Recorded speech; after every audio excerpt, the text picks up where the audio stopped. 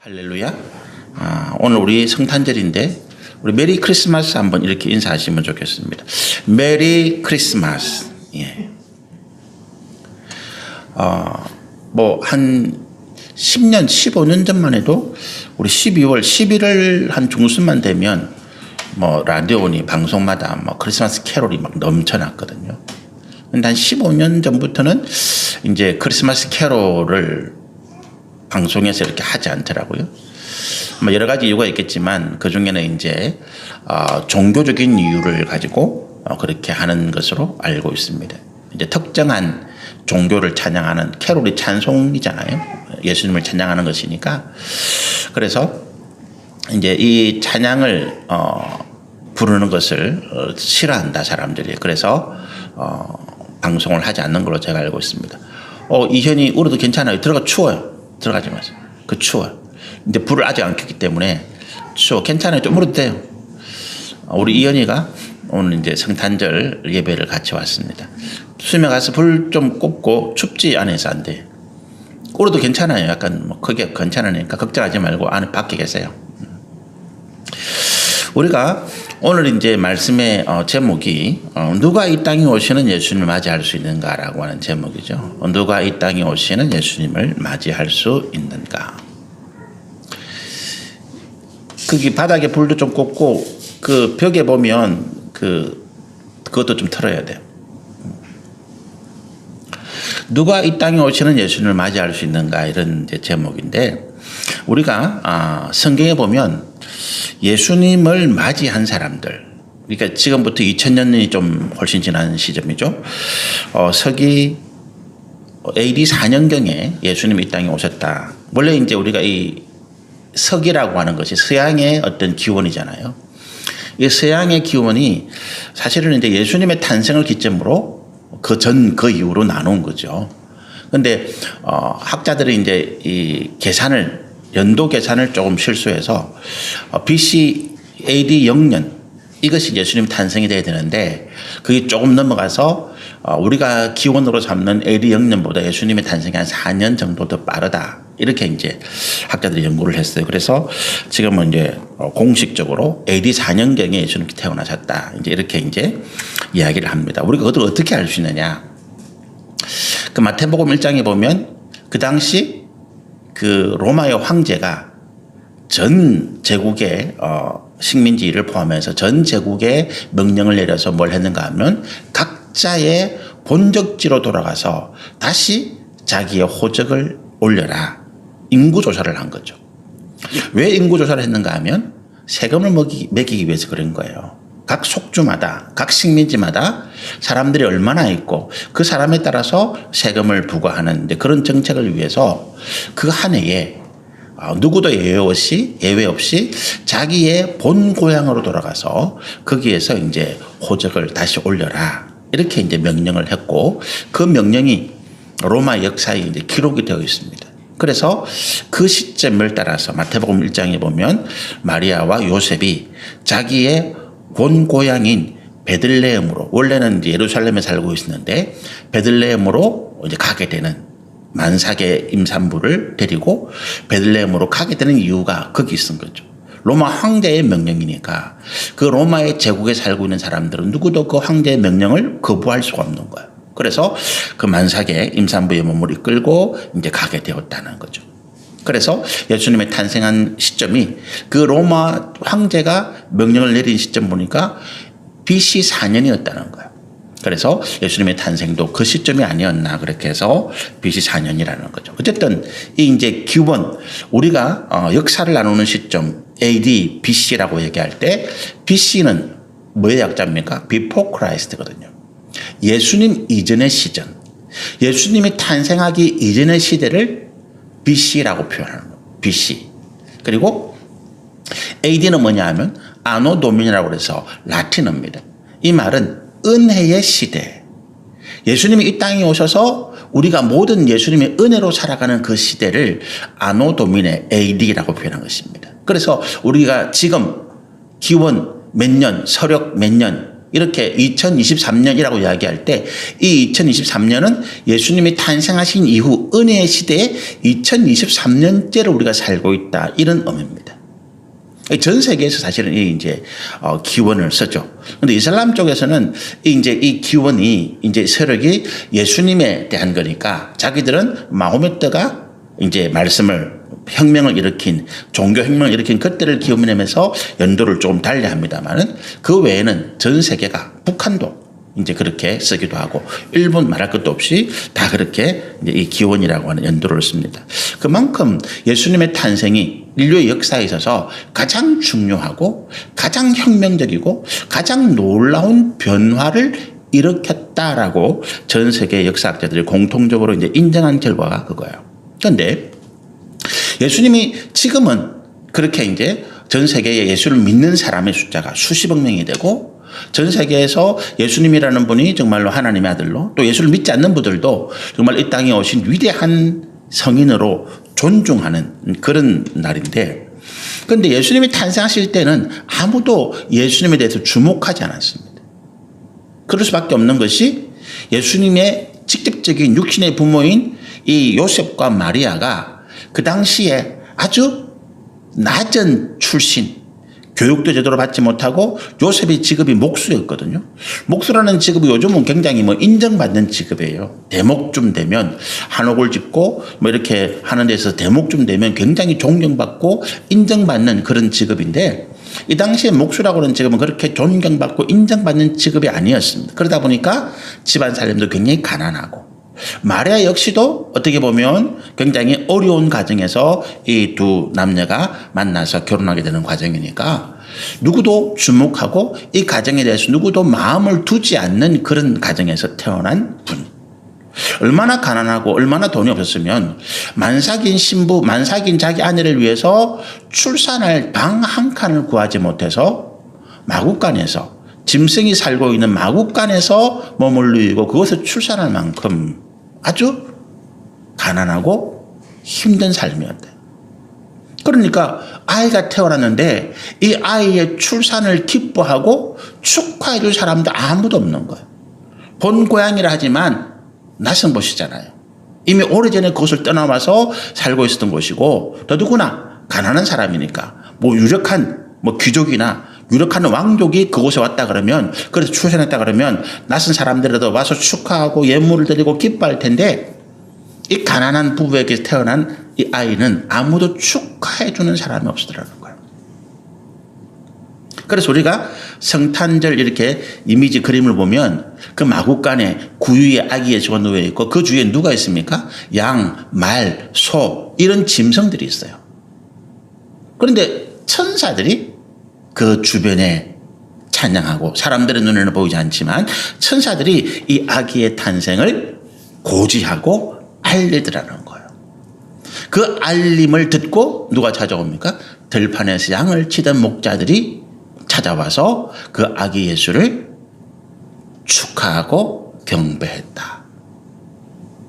이것이 최초의 예수님을 찾아와서 경배했던 사람이에요. 그리고 성경에 보면 그 외에도 예수님을 찬양하고 예수님의 아기 예수를 만났던 사람들이 기록되어 있습니다. 누가복음 보면 시므온이라고 하는 나이가 많은 할아버지 한 분과 또 한나라고 하는 여자분인데 이분은 선지자예요. 일찍이 남편을 잃고 홀로 되어서 성전에서 지내면서 하나님의 말씀을 전하던 그런 사람이었는데 이 두 사람이 하나님으로부터 말씀을 받는 거예요. 내가 살아 생전에 이 땅에 오시는 구원자 하나님의 아들을 볼 것이다. 그리고 그 말씀대로 이제 예수님께서 성전에 8일 만에 태어난 지 8일 만에 이제 할례를 받으러 이제 성전에 올라가는데 그때 이 시몬과 한나가 아기 예수를 봅니다. 그 외에는 유대인들 가운데서 아무도 이 아기 예수를 본 사람이 없어요. 이 땅의 구원자, 이 땅에 위대한 하나님의 아들이 태어났는데 아무도 축하하고 아무도 그 아이를 위해서 축복해 주는 사람이 없었더라는 것입니다. 성경에 보면 놀라운 이야기가 있죠. 오늘 성경에 보면 이 헤로드 왕 때에 예수님이 태어나실 때가 헤로드 왕 때죠. 유대 베들레헴에 예수님께서 태어나시는데 동방으로부터 박사들이 와서 예루살렘에 이르러서 말했다는 거예요. 2절에 유대인의 왕으로 나신 이가 어디 계시냐. 동방에서, 이 동방은 메소포타미아 지역입니다. 지금 이라크예요. 이라크 지역에서 이 학자들이, 동방에서 박사들이 찾아와 가지고 유대인의 왕으로 태어나신 분이 계시다는데 그분이 어디 있습니까? 라고 온 성을 다니면서 물었다는 거예요. 성내가 완전히 소동이 났겠죠. 뒤집어진 것입니다. 제일 놀란 사람이 누굴까요? 헤로드 왕입니다. 헤로드 왕은 그 출신이, 그 민족적인 성분이 유대인이 아니에요. 이두메인이라 그래서 유대인과 적대 관계에 있던 사람입니다. 근데 이 사람이 로마 원로원에 많은 뇌물을 주고 그가 이 유대의 이스라엘의 분봉왕으로 임명받은 거예요. 왕으로 임명받은 사람입니다. 자기의 출신이 유대인이 아니에요. 유대 민족들이 이 헤로드 왕을 미워합니다. 자기 왕권이 흔들리는 상황인데 갑자기 유대인의 왕이 났다 그러니까 자기의 자리가 가장 위태롭게 된 거잖아요. 그래서 헤로드 왕이 그 소리를 듣고 깜짝 놀래가지고 이게 무슨 소리냐 그래서 성경학자들을 부릅니다. 사절에 보니까 왕이 모든 대제사장과 백성의 서기관들을 불러 모은 거죠. 그리고 묻습니다. 왕이 태어났다는데 어디서 태어났느냐? 너는 알 거 아니야? 이렇게 물은 거예요. 학자들도 깜짝 놀란 거죠. 부랴부랴 다시 성경을 막 살피고 조사합니다. 그러다가 발견한 사실이 있습니다. 5절에 보니까 이르되 유대 베들레헴입니다. 이는 선지자로 그렇게 기록했습니다. 미가서에 그렇게 기록되어 있는 거예요. 유대 땅 베들레헴아 너는 가장 유대 고을 가운데서 작지 아니하다. 그곳에 하나님의 아들이 태어날 것을 이미 예수님이 태어나기 500년 전에 선지자가 예언을 해놓은 거예요. 그걸 막 조사 찾아가지고 이 선지서에 보니까 베들레헴 땅에 그리스도가, 메시아가, 유대인의 왕이 태어난다고 예언되어 있습니다. 그리고 헤로드 왕이 그 동방박사들에게 말해줍니다. 이 예루살렘이 아니고 베들레헴이래. 그곳에 가보고 진짜 그곳에 왕이 태어났다면 나에게도 좀 알려줘. 내가 가서 경배하게. 근데 이 말은 무슨 말입니까? 우리 뒤에 성경에 보면 그가 이 유대의 왕으로 태어나신 메시아를 죽이려고 하는 자기의 왕권을 지키기 위해서 그런 이제 계획이었죠. 근데 놀라운 사실은요. 온 예루살렘이 소동하고 왕이 태어났대. 우리가 기다리던 메시아가 그리스도가 태어났대. 온 사람들이 다 알게 됐을 거 아닙니까? 그러면서 그 장소도 밝혀진 거예요. 베들레헴이라고. 그런데 단 한 사람도 베들레헴 땅에 가지를 않았다라고 하는 거예요. 성경을 조사해서 베들레헴 땅이라고 조사해낸 성경학자들, 제사장들, 서기관들, 그 소문을 들었던 수많은 귀족들, 백성들 누구 한 사람?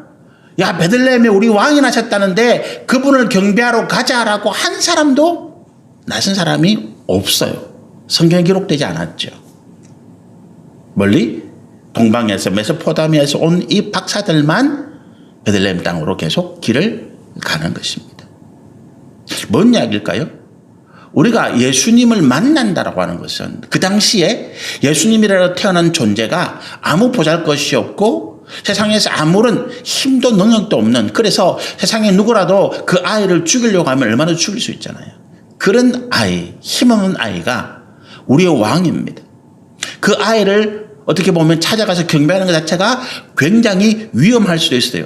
생각해 볼 때 왜 이 예루살렘에 있는 이 학자들, 선지자들이나 제사장들이나 서기관들이나 귀족들이나 백성들이 베들레헴에 있는 아기 예수를 경배하러 가지 않았을까 생각해 보면 그 이유 중에 한 가지가 뭐겠습니까? 믿지 않았다. 그 말씀을 믿지 않았다라고 생각할 수도 있겠지만, 그러나 더 중요한 어떤 이유는 이 헤로드 왕이 두려웠다는 거예요. 혹시라도 내가 이 아기 예수를 경배하러 가면 내가 헤로드 왕을 배반하고 유대의 왕으로 나신 이 아기의 편에 설까 봐, 그렇게 인식이 될까 봐 두려웠다는 거죠. 그런데 우리가 이 아기 예수를 경배할 수 있는 이런 일은 아까 말씀드린 대로 들판에서 장을 치던 목자들, 또 성전에서 오랫동안 하나님의 말씀에 따라서 기도하면서 아기 예수가 이 땅에 오실 것을 기다리던 이 한나와 시므온이라는 할아버지, 그리고 이 동방에서 온 박사들, 유대인도 아닌 이런 사람들이 주신 것은 특별한 은혜였다라고 하는 거예요. 전 세계에 지금까지 난 수많은 사람들이 있잖아요. 예수님의 12제자들을 예수님이 이 땅에 태어나신 걸 못 봤어요. 예수님의 부모님인 요셉과 마리아, 그리고 양치던 목자들 몇 사람, 한나, 시몬, 그 동방에서 온 박사들 다 꼽아봐 10명 정도 될까요? 역사상 아기 예수가 이 땅에 태어나신 그 아기를 본 사람은 인류 역사상 10손가락에 꼽는다는 거예요. 이게 뭘 의미합니까? 하나님께서 그들에게만 주신 대단히 놀랍고 특별한 은혜였다. 대단히 놀랍고 특별한 은혜였다.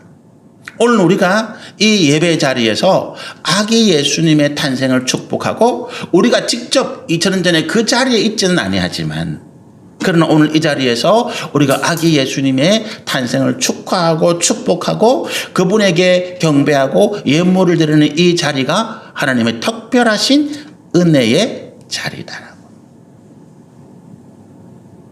오늘 이제 특별히 평소에 안 오시던 우리 성도님들이 오셨잖아요. 특별한 은혜입니다. 하나님께서 특별한 은혜를 여러분에게 주신 줄로 믿습니다. 저는 그렇게 믿어요. 주일 예배, 성탄절을 왜 주일날 안 드립니까? 부활절 예배는 주일 들어요. 우리가 교회에서 주일날 드리지 아니한 유일한 공식 예배가 이 성탄절 예배예요. 하나님의 특별한 은혜가 우리 가운데 임하신 줄 믿으시기를 소원합니다. 그런데 유대인들은 그렇다 치고 이 동방에 있는 메소포타미아에 살고 있는 이 사람들은 유대인이 아니잖아요. 완전히 이방인이거든요. 그런데 이 사람들이 왜 이런 특별한 은혜를 받았을까 생각을 해보게 되는 거죠. 왜 이런 사람들이 특별한 은혜를 받았을까? 그들의 삶에 그 이유가 있더라라고 하는 거죠. 이 동방의 박사들이 뭐를 보고 왕이 태어났다는 것을 알았습니까? 하늘의 징조, 하늘에 갑자기 큰 별이 나타났던 걸 보았다는 거예요. 그런데 이 사람들이 우리 성경의 학자들, 신학자들 또 세상의 학자들이 이 사람들의 직업이 무엇이었을까 말해보면 이 박사라고 하는 성경에 기록된 것을 유추해서 이 사람들이 그 당시에 천문학자였을 것이다. 하늘을 살피는 사람들. 우리가 경주에 가면 첨성대가 있죠. 그 첨성대가 신라시대 때 만들어진 거잖아요. 신라시대 때 첨성대 만들어서 거기서 뭘 한다고요? 거기서 학자들이 그 당시 천문을 살피는 박사들이 이 그 첨성대에 들어가 가지고 거기서 네모난 구멍을 통해서 하늘의 별자리의 운행을 살피는 거예요. 그 네모난 구멍 요만한 거를 이제 살피는 거죠. 밖에서 살피되는데 왜 살피느냐? 특정한 어떤 현상을 관찰하려고 하는 거예요. 지금까지와 다른 뭔가 특별한 현상, 특별한 별이 나타났다든지 특별한 별자리의 움직임이 있다든지 이런 것들을 살피는 것입니다. 그리고 그 시간대에 어느 별은 여기를 들어가고 또 지나가면 없어지잖아요. 그래서 그런 별자리의 연구를 통해서 이 사람들이 뭘 합니까?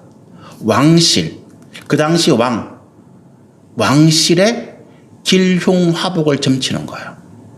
아, 이 유성이 무슨 북극성을 치고 지나갔네? 아, 이거 왕에게 무슨 뭐 안 좋은 일을 생길 일인가 보다. 뭐 혜성이 들어왔네? 아, 이거 뭐 올해는 무슨 뭐 가뭄이 생길까 보다. 홍수가 날까 보다. 외적에 침입하는가 보다. 하늘의 별자리를 보고 그 사람들은 땅의 일들을 이야기하고 그리고 야, 올해는 뭐 가뭄이 들겠다. 올해는 풍년이 들겠다. 올해는 어떻게 되겠다. 이 땅에 농사를 짓는 사람들의 어떤 일들을 도와준 거죠. 그런데 이 동방박사들은 그 일이 아니었다는 거예요. 이 사람들은 하늘을 살피면서 뭘 했다고요? 메시아가 나타날, 이 땅에 하나님의 아들이 나타날 특별한 징조를 찾아왔다는 거예요. 대를 이어서 수천 년을 이어서 그들은 그 일을 계속 해왔다는 것입니다. 여러분, 우리가 세상의 사람들이 세상에서 우리가 살아가면서 성공을 바라죠. 제가 지난주에 말씀드린 성공과 출세를 우리가 형통, 성경에서 말하는 형통과 성공을 좀 구분한다. 저는 그렇게 말씀드렸는데 영어로 성공이나 형통이나 다 같이 success라고 하는 단어를 써요. 영어에서는 구별이 없어요. 그런데 왜 우리는 형통이라는 단어를 쓰고 성공이라는 단어를 성경에서는 잘 쓰지 않느냐. 한글 성경에서는. 이게 이제 성공이라 얘기할 때 이게 우리는 세상의 출세를 성공했다라고 이야기를 많이 하죠. 내가 세상에서 출세했다. 돈과 명예와 권세를 가지고 세상에서 내가 어떤 이름을 빛내는 이런 일들을 해냈을 때 나는 출세했다라고 말하는 거죠. 그리고 사람들은 그 사람을 성공했다라고 이야기해 줍니다. 그런데 하나님께서 말씀하시는 성공은 그게 아니더라는 거예요.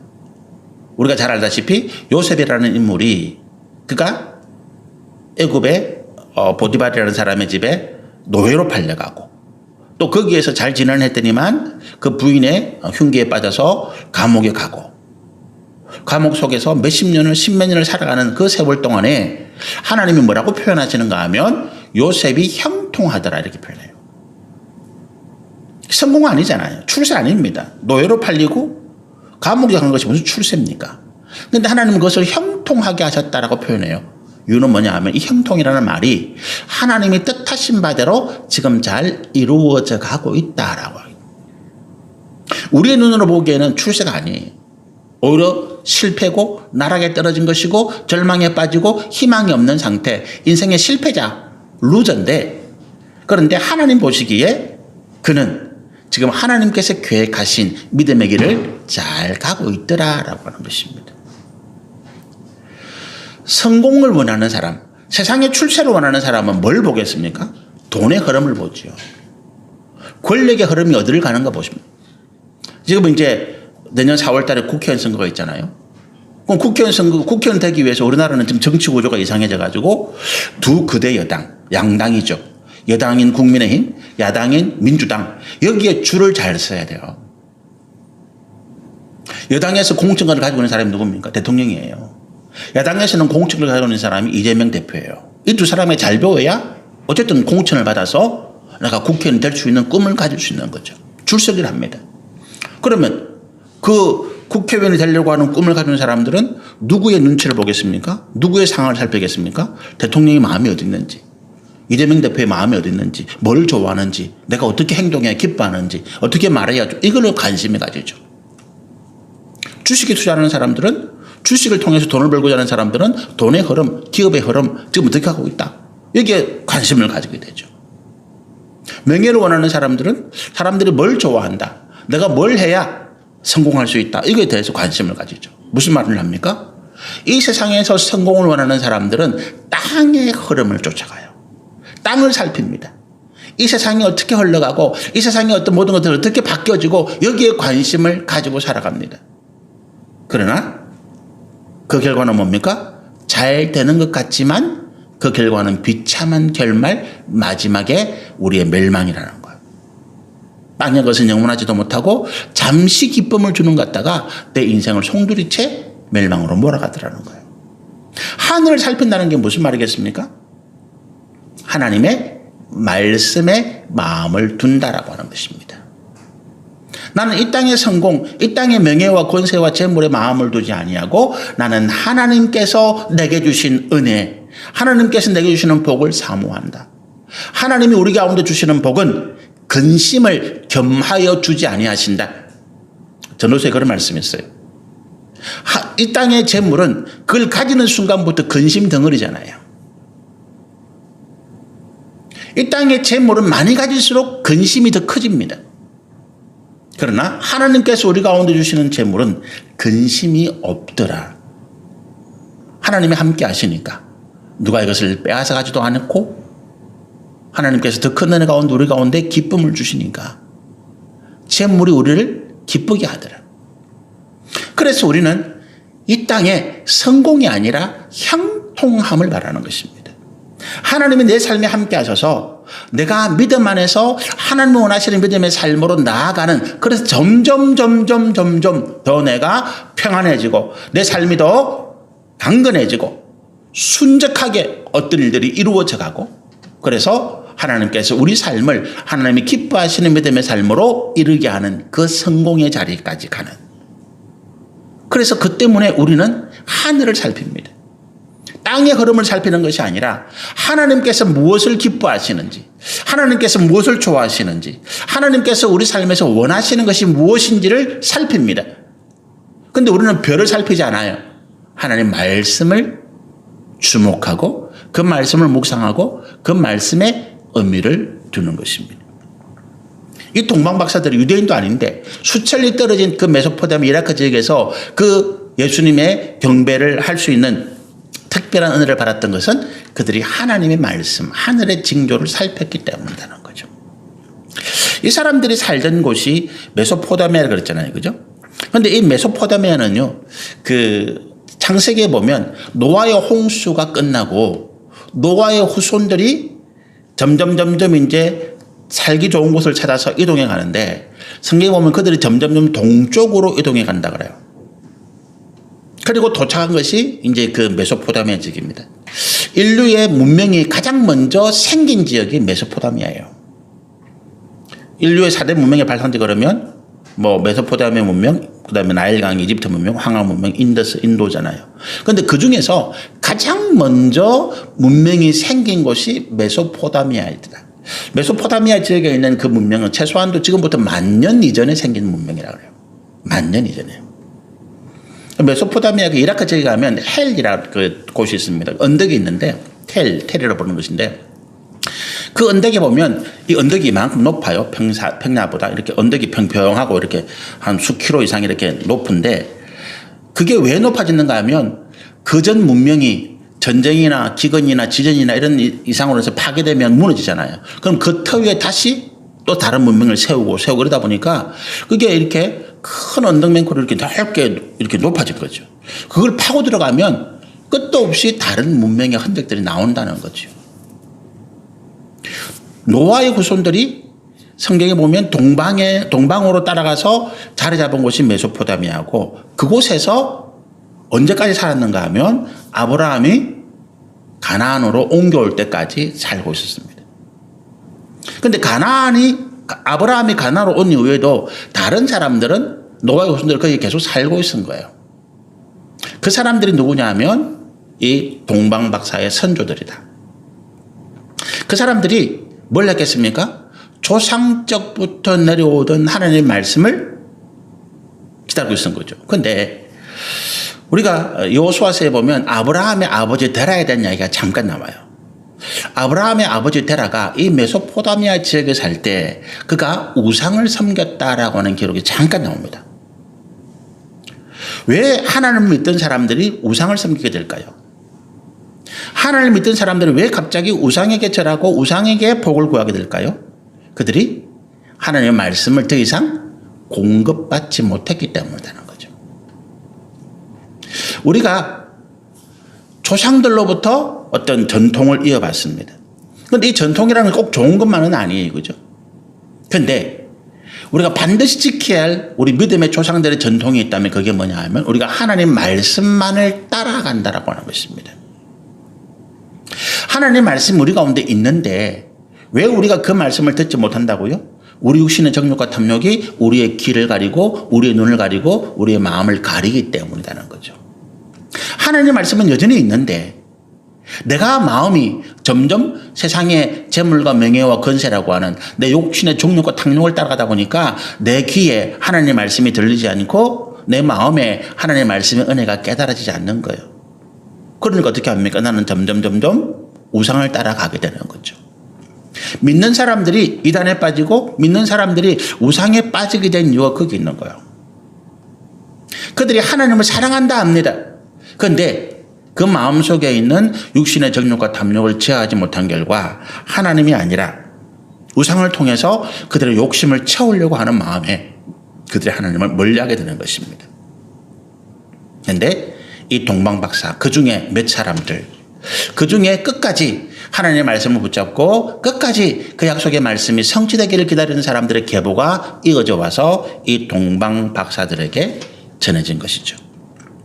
여러분, 우리가 이 동방 박사들이 예수님을 경배하는 특별한 은혜를 받았던 이유는 그들이 하나님의 말씀을 놓치지 않았기 때문이다. 우리가 힘들고 어려울 때 하나님의 말씀을 놓치기 쉽습니다. 왜요? 하나님의 말씀은 당장 내 손에 뭐가 잡히지를 않아요. 하나님의 말씀이 참 좋고 하나님의 말씀이 축복과 은혜가 넘치는데 당장 내 손에 이것이 돈이 되지 않고 당장 이것이 내 손에 뭔가 쥐어지지 않고 오히려 우리 법보다 주먹이 가깝다 이런 말씀처럼 하나님의 말씀 은혜를 따라서 하나님에게 복을 주시고 은혜를 주시기까지 기다리는 그동안 그 갑갑함, 답답함, 고통, 두려움 이런 것들보다 당장 세상에 가면 내가 돈을 줄 수 있고 당장 세상에 가면 내가 도움을 청할 때 도움을 주시는 사람이 있고 그게 내가 더 편하고 빠르고 쉽다라고 하는 거예요. 여러분, 우리가 신앙생활을 빠르고 편하고 쉽게 하려고 할 때에 하나님의 말씀을 떠날 수밖에 없더라는 거예요. 떠나게 되더라는 것입니다. 신앙은, 우리 믿음은 인내의 싸움이에요. 그런데 그 인내는 결코 우리를 배반하지 아니하고 하나님께서 약속하신 그 소망을 반드시 이루게 하시더라. 그래서 그 멀리 있는 수천리 떨어져 있는 그 동방의 박사들에게, 유대인이 아니라 그 동방의 박사들에게 하나님께서 하늘의 징조, 그들이 기다리던 그 표를 보여주심으로 그들이 물 건너고 산 건너고 이게 사막을 건너서 예수님을 찾아왔고 그들이 마침내 예수님을 경배하는 그 은혜를 누리게 된 것입니다. 여러분, 우리가 이 동방 박사들의 마지막이 결론은 어떻게 답니까? 제가 11절까지만 읽었는데 11절에 집에 들어가 아기와 그의 어머니 마리아가 함께 있는 것을 보고 엎드려 아기께 경배하고 보배합을 열어서 황금과 유향과 모략을 예물로 드렸다. 그런데 12절에 우리가 읽지 않은 마태복음 2장 12절에 그들의 마지막 모습이 기록되어 있죠. 그들은 꿈에 헤롯에게 돌아가지 말라 지시하심을 받아 다른 길로 고국에 돌아가니라. 우리가 생각해보면 그 멀리서 예수님을 찾아왔는데 그 멀리서 이 땅의 메시아를 찾아와서 경배했는데 저 같으면 그 옆에 그냥 살겠어요. 내가 그토록 기다리던 왕이신 예수님, 그 옆에서 내가 살면서 그 은혜를 누리고 예수님의 성장하시는 모습을 지켜보고 내가 조금이라도 도움이 될 수 있으면 좋겠다, 그런 마음으로 지켜보고 함께하고 그러고 싶을 거예요. 예수님의 제자들 가운데 베드로와 요한과 야고보라는 사람이 예수님께서 높은 산에 그들을 데리고 왔습니다. 그들이 믿음이 잘 없으니까, 아직까지 제자들이 믿음이 잘 생기지 않으니까 예수님께서 환상을 통해서 그들에게 믿음을 보여주세요. 갑자기 예수님 모습이 빛나는 모습으로 변하고 하늘에서 모세와 엘리야 두 선지자가 내려옵니다. 그리고 그 세 분이 함께 얘기를 나누는 모습이 연출이 됩니다. 너무나 황홀하고 아름다운 모습에 이 베드로, 야고보, 요한이 감동을 해가지고 은혜를 받아가지고 예수님, 이제 우리 여기 살고 싶어요. 그렇게 이야기합니다. 그 산 꼭대기지만. 근데 예수님 그걸 허락 안 하세요. 그들을 데리고 밑으로 내려와서 그들이 해야 할 일들, 예수님의 제자로서 훈련받고 연단받고 예수님의 복음의 말씀과 하나님 진리의 말씀을 세상에 전파할 일들을 하게 하시죠. 여러분, 우리가 아무리 좋아도 내가 해야 할 곳에 나는 살아야 돼요. 내가 해야 할 일이 있는 곳에 내 삶의 터전이 있는 것입니다. 아무리 좋아도. 우리가 여행을 떠나는데 아주 경치 좋은 곳에 가가지고 야, 정말로 그림같이 좋은 곳이, 나 이곳에 평생 살고 싶어? 못 삽니다. 왜? 나는 그곳에 할 일이 없어요. 아름다운 경치, 멋진 어떤 풍경이 있는 곳에 나는 휴식하러 왔지. 뭐 때문에? 내 삶의 치열한 자리잖아요. 고통스럽고 힘든 자리지만 그 치열한 삶의 자리에서 내가 힘내서 일할 수 있도록 내가 잠시 내 삶의 자리를 떠나서 그 그림 같은 풍경, 아름다운 곳에서 나는 휴양하러 온 것이지, 잠시 쉬러 왔지, 회복하러 왔지, 나는 그곳에 살기 위해서 온 것이 아니거든요. 여러분, 그 그림같이 아름다운 풍경에 실제로 사는 사람들의 모습들은 어떻습니까? 우리와 똑같아요. 그곳에서 사업하고 일하고, 그죠?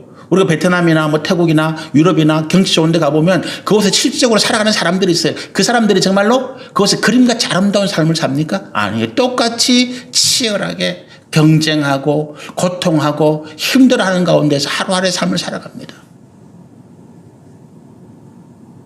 내가 살아가는 삶의 자리, 내 사명이 있는 곳이 내가 살아가야 할 곳이, 지금 내가 보는 것이 아무리 아름답고 아무리 영광스럽고 여기에 천년만년 살고 싶어도 하나님은 우리 가운데 네가 살아야 할, 네가 해야 할 일이 있는 곳에 우리를 보내십니다. 그리고 그 일이 끝나면 이 땅의 어떤 곳이 아니라 이 땅보다 더 천배 만배 더 빛나고 아름답고 영광스러운 곳에 우리를 영원히 살게 하실 것입니다.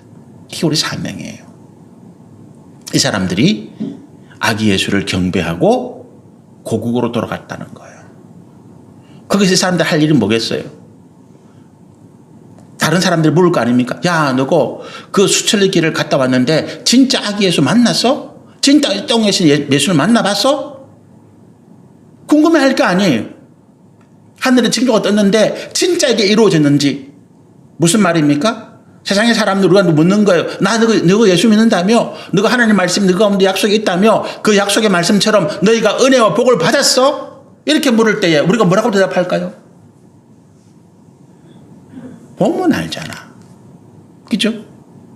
보면 알잖아. 눈으로 보면서 모르겠어? 그게 꼭 돈이나 명예나 권세일 필요가 없어요.